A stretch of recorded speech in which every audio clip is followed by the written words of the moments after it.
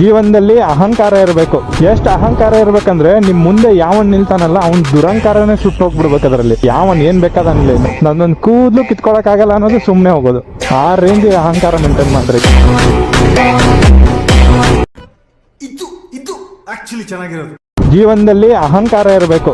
ಎಷ್ಟು ಅಹಂಕಾರ ಇರ್ಬೇಕಂದ್ರೆ ನಿಮ್ ಮುಂದೆ ಯಾವನ್ ನಿಲ್ತಾನಲ್ಲ ಅವ್ನ್ ದುರಂಕಾರನೇ ಸುಟ್ಟೋಗ್ಬಿಡ್ಬೇಕು. ಅದರಲ್ಲಿ ಯಾವನ್ ಏನ್ ಬೇಕಾದ ಅನ್ಲಿ, ನನ್ನೊಂದು ಕೂದಲು ಕಿತ್ಕೊಳಕ್ ಆಗಲ್ಲ ಅನ್ನೋದು ಸುಮ್ನೆ ಹೋಗೋದು. ಆ ರೇಂಜ್ ಅಹಂಕಾರ ಮೇಂಟೈನ್ ಮಾಡ್ರಿ. ಈ ಬಡತವಿಂದ ದೇಶ ಉದ್ಧಾರ ಆಯ್ತದ. ಮುಖ್ಯ ವಿಷಯಕ್ಕೆ ಬರಲ್ಲ. 2000 years later.